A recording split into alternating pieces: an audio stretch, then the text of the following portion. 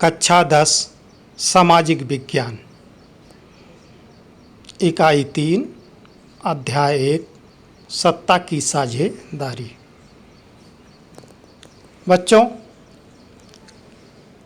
आपने अब तक इकाई 1 में इतिहास से संबंधित प्रश्नों का अध्ययन किया। इकाई 2 में भूगोल से संबंधित प्रश्नों का अध्ययन किया। अब आपकी तीसरी इकाई नागरिक शास्त्र या राजनीति विज्ञान से संबंधित प्रश्नों का अध्ययन करना है। तो इस इकाई में जो पहला अध्याय है वो है सत्ता की साझेदारी या सत्ता की साझेदारी। अब सत्ता की साझेदारी का मतलब क्या होता है, सबसे पहले हमें इस पर ध्यान देना होगा।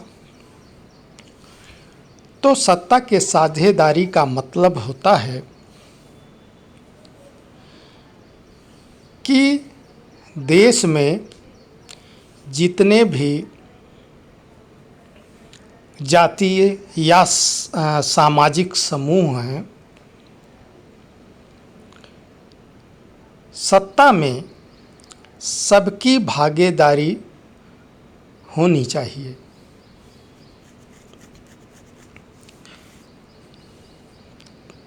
भारत सहित तमाम ऐसे देश हैं जहां विभिन्न प्रकार के जाति वर्ग या संस्कृति के लोग निवास करते हैं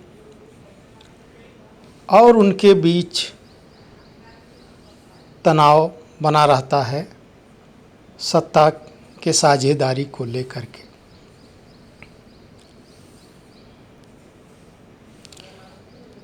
जैसे श्रीलंका में सिंहली भाषा के लोग और तमिल भाषा के लोग निवास करते हैं। तमिलों में भी दो तरह के तमिल भाषी हैं, एक तो श्रीलंकाई मूल के तमिल भाषी और एक भारतीय मूल के तमिल भाषी लोग, जिसके चलते वहाँ भी काफ़ी दिनों तक सत्ता संघर्ष चलता रहा और आज भी श्रीलंका में जो सिंहली हैं उनको ज़्यादा सुविधाएं प्रदान की गई हैं और तमिल भाषियों की उपेक्षा हो रही है। बेल्जियम में भी डच भाषी, फ्रेंच भाषी और जर्मन भाषी तीनों भाषा के लोगों का निवास है, जिसमें से 59% डच भाषी हैं और 40% उसमें फ्रांसीसी भाषी हैं और 1% जर्मन भाषी लोग हैं। अब जो है वहाँ भी इस तरह की समस्या उत्पन्न हुई, जिसमें देखा गया कि जो 40% फ्रांसीसी मूल के या फ्रांसीसी भाषा के लोग हैं, सत्ता पर उनकी जो है पकड़ ज़्यादा है,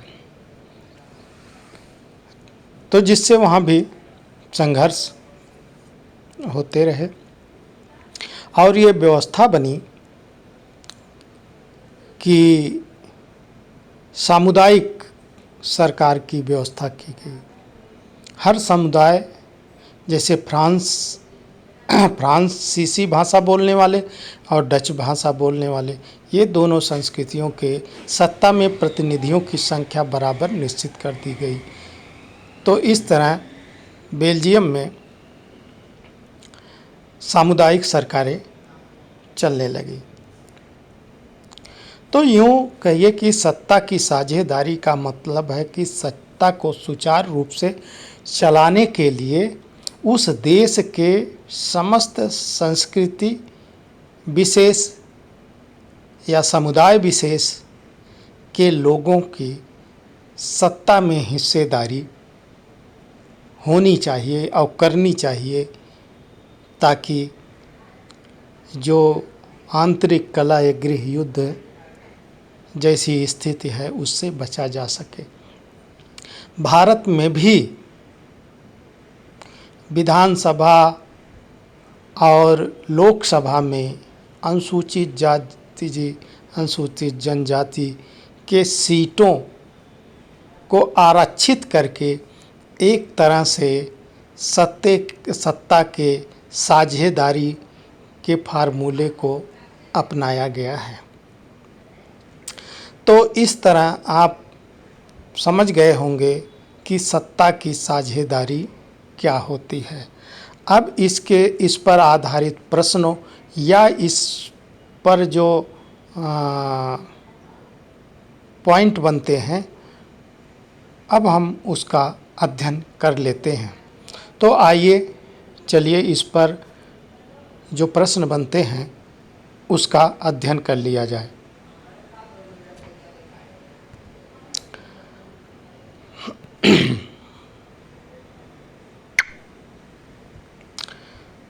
तो चलिए हम पहला प्रश्न देखते हैं।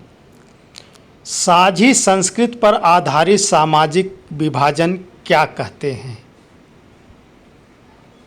तो इसका होगा साझी संस्कृति पर आधारित सामाजिक विभाजन को एथनिक सामाजिक विभाजन कहते हैं।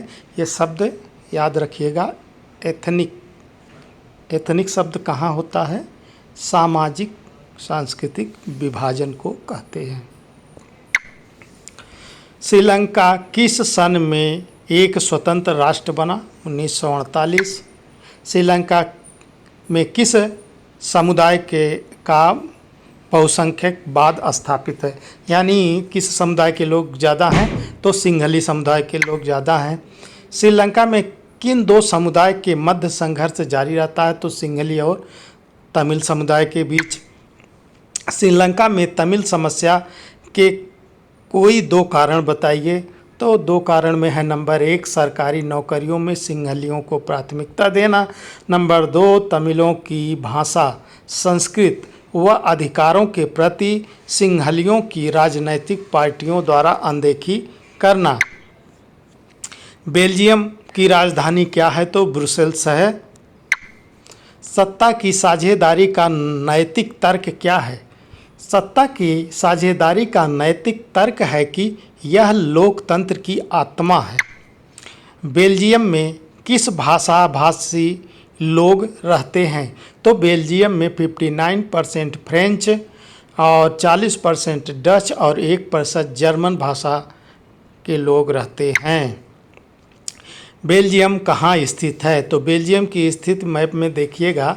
बेल्जियम यूरोप का एक छोटा सा देश है। इसकी सीमाएं फ्रांस, नीदरलैंड, जर्मनी तथा लग्जमबर्ग से लगती हैं। शासन के विभिन्न अंगों के बीच सत्ता के बंटवारे को क्या कहा जाता है? शासन के विभिन्न अंगों के बीच सत्ता के बंटवारे को सत्ता का क्षैतिज वितरण कहते हैं। तो इसको समझ लीजिए, सत्ता का जो क्षैतिज वितरण होता है कि मतलब उसमें सबका जो है स्तर बराबर होता है, लेकिन उनके कार्य बांट दिए जाते हैं। जैसे अपने यहाँ है व्यवस्थापिका, कार्यपालिका और न्यायपालिका। इसमें से कोई छोटा बड़ा नहीं है, लेकिन कामों का बंटवारा क्षैतिज रूप से कर दिया गया है। बेल्जियम में वर्तमान में कौन सी शासन प्रणाली है? तो बेल्जियम में कौन सी शासन प्रणाली है? वो संघात्मक शासन प्रणाली है। बेल्जियम को स्वतंत्र घोषित कब किया गया? तो बेल्जियम को 1836 में स्वतंत्र घोषित किया गया। श्रीलंका में स्वतंत्रता प्राप्ति कब हुई? तो फरवरी 1948 में। श्रीलंका में सिंहली भाषा को राजभाषा कब घोषित किया गया? तो 1956 में सिंहली को राजभाषा घोषित किया गया। भारत में संपूर्ण देश की सरकार को क्या कहते हैं? जो पूरे देश की सरकार होती है वो केंद्र सरकार होती है। भारत में प्रांतीय या क्षेत्रीय स्तर पर बनने वाली सरकार को क्या कहते हैं? वो राज्य सरकार होती है हर प्रदेशों में। बेल्जियम में तुलनात्मक रूप से कौन से लोग ज़्यादा समृद्ध और ताकतवर हैं? तो बेल्जियम में अल्पसंख्यक फ्रेंच लोग तुलनात्मक रूप से ज़्यादा समृद्ध और ताकतवर रहे हैं। श्रीलंका कहाँ पर स्थित है? तो श्रीलंका एक द्वीपीय देश है जो तमिलनाडु के दक्षिण तट के कुछ किलोमीटर की दूरी पर स्थित है। श्रीलंका में कितने जाति समूह के लोग रहते हैं? तो सिंहली की संख्या, जो श्रीलंका में सिंहली की संख्या है वो 74% है। श्रीलंकाई मूल के जो तमिल हैं वो 13% हैं और भारतीय मूल के जो तमिल हैं वो 5% है। ईसाई 7% है और मुसलमान 1% हैं। भारत का पड़ोसी द्वीपीय देश कौन सा है? वो श्रीलंका है। बेल्जियम को समाज की जाति बनावट की दृष्टि से कितने क्षेत्रों में बांटा गया है? तो जो वहाँ की जो जाति बनावट है या सामाजिक जाति बनावट है उसमें 4 क्षेत्र हैं, देख लीजिएगा, ध्यान दीजिएगा। पहली है राजधानी क्षेत्र ब्रुसेल्स, नंबर 1, 4 क्षेत्रों। नंबर 1 राजधानी क्षेत्र ब्रुसेल्स, नंबर 2 फ्रेंच भाषी क्षेत्र बेलोन, और तीसरा है डच भाषी क्षेत्र फ्लेमिश, और जो चौथा है जर्मन भाषी क्षेत्र। इस तरह 4 क्षेत्रों में बेल्जियम को बांटा गया है। गृह युद्ध से आप क्या समझते हैं? किसी मुल्क में सरकार विरोधी समूहों की हिंसक लड़ाई ऐसा रूप ले ले कि वह युद्ध सा लगने लगे तो उसे गृह युद्ध कहते हैं। सत्ता की साझेदारी का नैतिक तर्क क्या है? अपनी लोकतांत्रिक भागीदारी के माध्यम से सभी समूह शासन व्यवस्था से जुड़े रहें, यही सत्ता की साझेदारी है। यानी सभी समूह, यानी देश में जितने भी समूह रहते हों, यानी सांस्कृतिक समूह, जाति समूह, उनको जो है व्यवस्था से जोड़े रखना सत्ता की साझेदारी है। सत्ता की साझेदारी का युक्तिपरक तर्क क्या है? सत्ता के लिए विभिन्न सामाजिक समूहों के बीच टकराव को टालने के लिए उन्हें सत्ता में हिस्सा दे देना चाहिए। बिल्कुल सही। सत्ता का नैतिक तर्क किस बात पर बल देता है? सत्ता का नैतिक तर्क सत्ता के बंटवारे के अंतर्भूत महत्व पर बल देता है।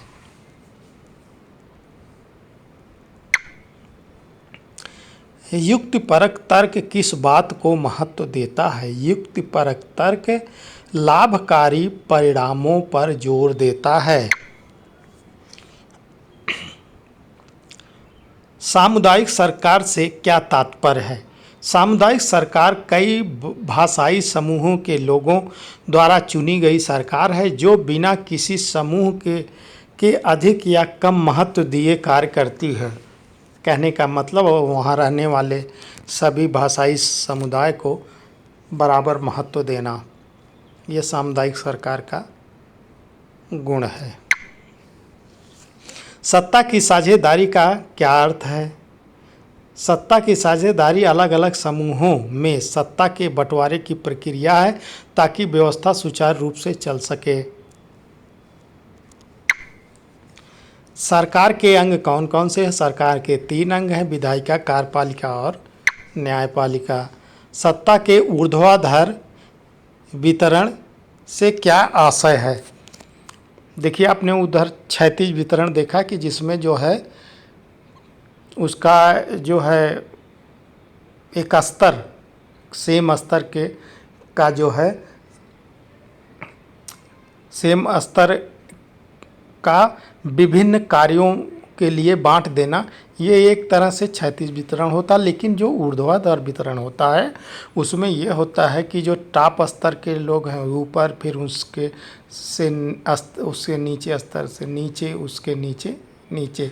तो जैसे अभी आप ये देख ले, केंद्र सरकार टॉप स्तर पे, फिर राज्य सरकार, फिर जो है जिलों में जो प्रशासन है, तो इस तरह जो है ये ऊर्ध्वाधर वितरण होता है। तो देख लीजिए, इसका लिखा है जब सरकारों के बीच विभिन्न स्तरों पर सत्ता का बंटवारा होता है तो इसे ऊर्ध्वाधर वितरण कहते हैं। तो हमने समझा दिया कि जब सत्ता का स्तर के अनुसार, यानी केंद्र, राज्य और जिले स्तर का होता है, फिर गांव स्तर का होता है।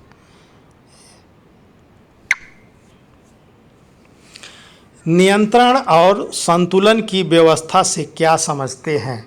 सरकार के तीनों अंगों के बीच सत्ता का बंटवारा होते हुए भी वे एक दूसरे पर अंकुश रखने की शक्ति रखते हैं, जिससे नियंत्रण या संतुलन की व्यवस्था बनी रहती है।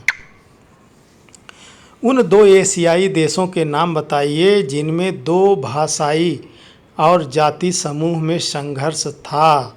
तो श्रीलंका और नेपाल में। श्रीलंका में सिंहली और तमिलों के बीच था, नेपाल में नेपालियों और मधेसियों के बीच संघर्ष था। लोकतंत्र का बुनियादी सिद्धांत क्या है? लोकतंत्र का बुनियादी सिद्धांत यह है कि जनता ही सारी राजनीतिक शक्तियों का स्रोत है। सत्ता के क्षैतिज वितरण से क्या आशय है, वही हमने बताया था। एक ही स्तर के सरकार के तीन अंगों विधायिका, कार्यपालिका, न्यायपालिका के बीच सत्ता का बंटवारा, ये क्षैतिज वितरण है। सत्ता की साझेदारी क्यों आवश्यक है? तो सत्ता की साझेदारी की आवश्यकता के पक्ष में निम्नलिखित दो तर्क दिए जा सकते हैं। नंबर 1, समूहों के बीच टकराव टालने हेतु आवश्यक है। राजनैतिक हिंसा और राजनैतिक अस्थिरता से बचने तथा राजनैतिक व्यवस्था के स्थायित्व हेतु सत्ता की साझेदारी आवश्यक है। लोकतंत्र की आत्मा। आधुनिक लोकतंत्र में सभी समूह सत्ता में भागीदारी के माध्यम से शासन व्यवस्था से जुड़े रहते हैं, जिससे शासन में कार्यकुशलता बनी रहती है। अगला देखिए, बेल्जियम की जाति बनावट को स्पष्ट कीजिए। बेल्जियम में 3 भाषाई समूह के लोग रहते हैं। यहाँ लगभग 59% जनसंख्या डच भाषा बोलने वाले लोगों की है और यह फ्लेमिश क्षेत्र में रहती है। 40% जनसंख्या फ्रेंच भाषा बोलने वाले लोगों की है, जो बेलोनिया यानी बेलोन क्षेत्र में रहते हैं, तथा 1% जर्मन भाषा बोलते हैं। इनकी राजधानी क्षेत्र ब्रुसेल्स में 80% लोग फ्रेंच भाषा बोलते हैं और 20% लोग डच भाषा बोलते हैं। श्रीलंका की जातीय संरचना को स्पष्ट कीजिए। श्रीलंका में मुख्यतः 3 भाषाई समूह रहते हैं, जिनमें से 74% के लगभग सिंहली भाषा का तथा 18% के लगभग तमिल भाषा और 7% लोग ईसाई हैं, जो सिंहली और तमिल दोनों भाषा बोलते हैं। सिंहली भाषा बोलने वाले अधिकतर लोग बौद्ध हैं और तमिल भाषा बोलने वाले में हिंदू और मुसलमान दोनों हैं। श्रीलंका में बहुसंख्यकवाद पर एक टिप्पणी लिखिए।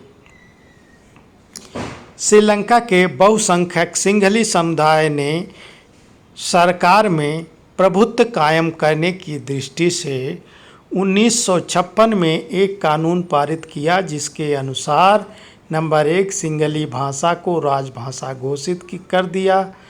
नंबर 2, सिंहली लोगों को सरकारी नौकरियों तथा कई क्षेत्रों में प्राथमिकता देकर कई प्रकार की सुविधाएं दी गई। तो वहाँ जो बहुसंख्यक लोग हैं, तो वो बहुसंख्यकवाद वहाँ देखने को मिलता है। श्रीलंकाई तमिल और भारतीय तमिल कौन है? मूल श्रीलंकाई तमिल जो कि श्रीलंका में पैदा हुए थे, उन्हें श्रीलंकाई तमिल कहा जाता है। श्रीलंका के भारतीय तमिल वे तमिल हैं जिनके पूर्वज औपनिवेशिक शासनकाल में बागानों में कार्य करने के लिए अंग्रेजों द्वारा लाए गए थे। जाति समूह से क्या आशय है? किसी भी जाति समूह के सभी सदस्य मानते हैं कि उनकी उत्पत्ति समान पूर्वज से हुई है और इसी कारण उनकी शारीरिक बनावट और संस्कृति एक जैसी है। अर्थात किसी जात की शारीरिक बनावट एवं सांस्कृतिक आदर्श समान होते हैं, वह जाति समूह कहलाता है।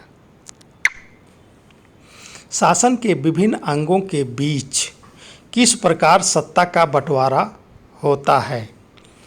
स्पष्ट कीजिए। सरकार के विभिन्न अंगों के बीच सत्ता की साझेदारी। अब देखिए, प्रत्येक लोकतांत्रिक व्यवस्था में सरकार के 3 अंग होते हैं: विधायिका, कार्यपालिका और न्यायपालिका। विधायिका का कार्य कानूनों का निर्माण करना है, कार्यपालिका उन कानूनों को लागू करती है और न्यायपालिका उसकी व्याख्या करती है तथा उस कानून का उल्लंघन करने वाले व्यक्तियों को दंडित करती है। सरकार के तीनों अंगों के कार्य का इस प्रकार विभाजन इस बात को निश्चित करता है कि किसी एक अंग के पास असीमित शक्तियां एकत्रित नहीं होंगी तथा प्रत्येक अंग दूसरे अंग पर नियंत्रण रखता है। इससे शक्ति संतुलन बना रहता है तथा शासन सुचारू रूप से चलता रहता है। विभिन्न स्तरों पर गठित सरकारों के बीच सत्ता की साझेदारी पर टिप्पणी लिखिए।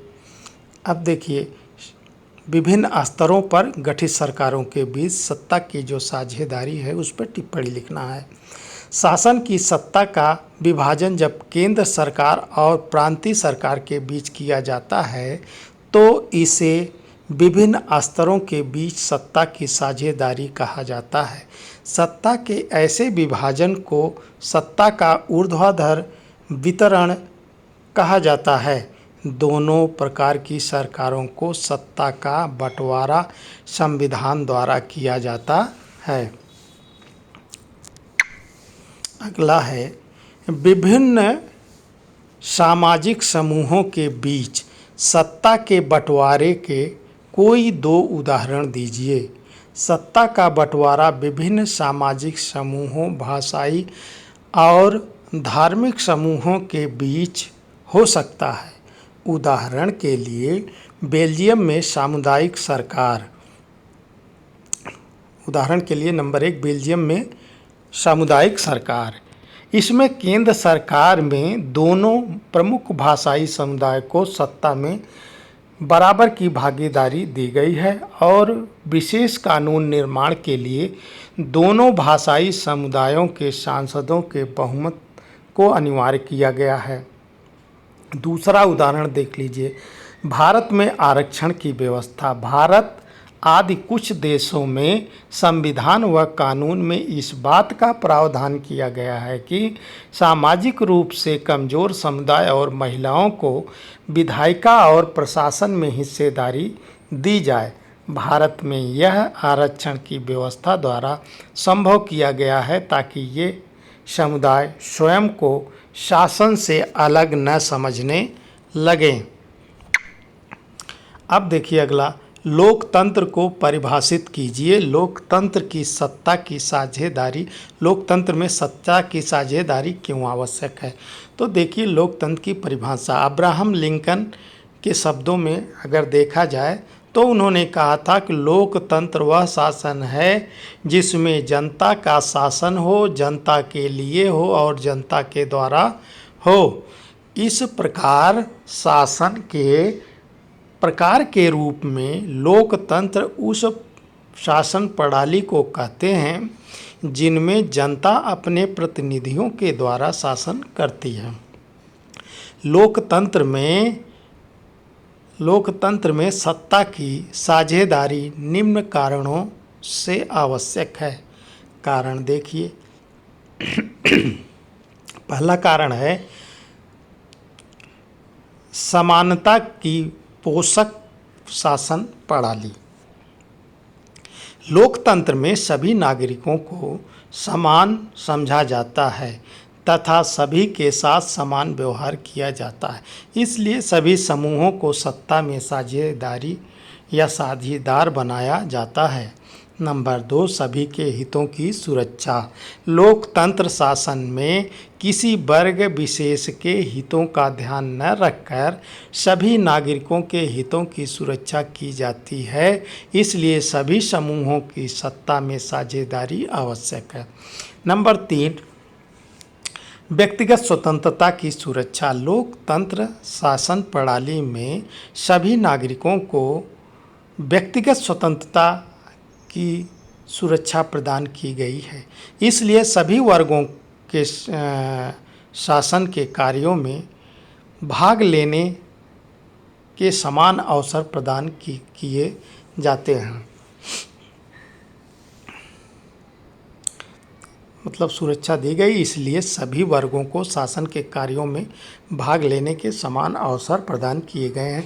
नंबर 4 देखिए, स्थानीय स्वशासन का विकास। लोकतंत्र में स्थानीय संस्थाओं के द्वारा जनता अपनी स्थानीय समस्याओं के समाधान का प्रयत्न करती है। यह सत्ता में भागीदारी से ही संभव हो पाता है। 5वां है योग्य एवं कुशल शासन। सत्ता की साझेदारी योग्य शासन उत्पन्न करती है। लोकतंत्र के समानता, स्वतंत्रता, लोक संप्रभुता, मौलिक अधिकार तथा वयस्क मताधिकार के सिद्धांत का पालन केवल सत्ता की भागीदारी से ही संभव है। अगला प्रश्न है, सत्ता की साझेदारी जनता की आत्मा है। बेल्जियम और श्रीलंका का उदाहरण देकर के विवेचना कीजिए। तो एक अच्छा लोकतांत्रिक शासन वह है जिसमें समाज के विभिन्न समूहों के ज़्यादा से ज़्यादा नागरिकों को राजनीतिक सत्ता में भागीदारी बनाया जाए। इसे बेल्जियम और श्रीलंका के राजतांत्रिक स्वरूपों के द्वारा स्पष्ट किया जा सकता है। नंबर 1, बेल्जियम में जातीय समूहों के बीच सत्ता की साझेदारी। बेल्जियम में विभिन्न भाषाई समुदायों 59% डच भाषी, 40% फ्रेंच भाषा भाषी, 1% जर्मन भाषा भाषी समुदाय के बीच सत्ता की साझेदारी को इस साझेदारी की जो व्यवस्था अपनाई गई है उसे सामुदायिक सरकार की व्यवस्था कहा जाता है। इस व्यवस्था के तहत उन्होंने निम्नलिखित वैधानिक प्रावधान किए। नंबर 1, डच सरकार ने डच और फ्रेंच भाषी मंत्रियों की संख्या समान रहेगी ऐसा कानून बनाया और यह निर्धारित किया कि महत्वपूर्ण विशेष कानून तभी बनेंगे जब दोनों भाषाई समूह के सांसदों का बहुमत उसके पक्ष में हो। इस प्रकार किसी समुदाय के लोग एक तरफा फैसला नहीं कर सकते। नंबर 2, संविधान द्वारा केंद्र की अनेक शक्तियाँ देश के 2 इलाके किसी क्षेत्रीय सरकार के सुपुर्द कर दी गई हैं। संविधान के द्वारा केंद्र सरकार की अनेक शक्तियाँ देश के 2 इलाकों की क्षेत्रीय सरकारों को सुपुर्द कर दी गई है। कहने का मतलब जो फ्रेंच मूल के लोग एक क्षेत्र में हैं, दूसरे में डच मूल के लोग हैं, तो ये मूल के ही या भाषाई लोग हैं, तो उनके 2 क्षेत्र हैं और उन 2 क्षेत्रों की क्षेत्रीय सरकारें हैं। तो संविधान द्वारा केंद्र सरकार की अनेक शक्तियां इन दोनों इलाकों के क्षेत्रीय सरकारों को सुपुर्द कर दिए गए हैं। जिससे वहाँ संतुलन बना हुआ है या बना रहे। तीसरा है, राजधानी क्षेत्र ब्रुसेल्स में अलग सरकार है और इनमें दोनों समुदाय का समान प्रतिनिधित्व है। अगला नंबर, केंद्रीय और राज्य सरकारों के अतिरिक्त यहाँ सामुदायिक सरकार भी है जिसका चुनाव एक ही भाषा बोलने वाले लोग करते हैं। इस सरकार को सांस्कृतिक, शिक्षा और भाषा जैसे मसलों पर फैसले लेने के अधिकार हैं। तो इन केंद्र राज्य के अलावा एक तीसरी व्यवस्था भी है जो खास भाषा बोलने वाले अपनी सरकार चुनते हैं। जैसे फ्रेंच भाषा भाषी के लोग फ्रेंच सरकार चुन लिए, डच वाले डच चुन लिए गए, लेकिन उनको जो है संस्कृत, शिक्षा और भाषा जैसे मसलों पर ही फैसला लेने का अधिकार है। अब देखिए श्रीलंका में क्या है। श्रीलंका की जाति व्यवस्था। श्रीलंका में सिंघली, तमिल और मुसलमान जातियां पाई जाती हैं। 1856 में कानून के द्वारा तमिल को हटाकर सिंघली को श्रीलंका की राजभाषा घोषित कर दिया गया। यहाँ विश्वविद्यालयों और सरकारी नौकरियों में अन्य समुदाय की उपेक्षा करते हुए सिंघलियों को प्राथमिकता दी गई। बेल्जियम के उलट श्रीलंका में सत्ता की साझेदारी में बहुसंख्यक सिंघली समुदाय अल्पसंख्यक समुदायों पर प्रभुत्व कायम करने के लिए उन्हें सत्ता में हिस्सेदार नहीं बनाते हैं। इसका परिणाम यहाँ सिंघलियों और तमिलों में टकराव हुआ जो गृह युद्ध के रूप में पांडित हुआ। तो तमिलों की तरह से एक संगठन वहाँ काफ़ी दिन तक गृह युद्ध लड़ा। नाम आप लोग सुने होंगे, लिट्टे, लिबरेशन ऑफ तमिल टाइगर इलम, जिसका प्रमुख प्रभाकरण था, जो कि अब नहीं है, युद्ध में मारा गया, लेकिन वो तमिलों की तरफ से लड़ रहा था। तो इस प्रकार आपने देखा, आपने तीसरी इकाई जो नागरिक जीवन से संबंधित है उसका पहला चैप्टर सत्ता की साझेदारी, इस चैप्टर को हम लोगों ने आज समाप्त किया। अब अगला चैप्टर अगले वीडियो में आपके सामने प्रस्तुत होगा।